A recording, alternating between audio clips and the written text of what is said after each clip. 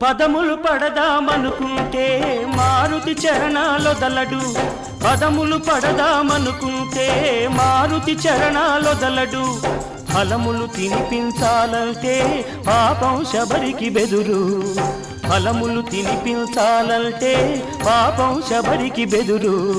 పాదం కడగాలనుకుంటే పదపడి గుహుడే తయ్యారు, పాదం కడగాలనుకుంటే పదపడి గుహుడే తయ్యారు.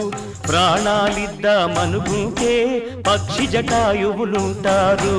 ఏమయ్యా ఏమయ్యా ఓ రామయ్యా, ఎలా సేవించాలయ్యా, నిన్ను ఏమని కీర్తించాలయ్యా. ఏమయ్యా ఓ రామయ్యా.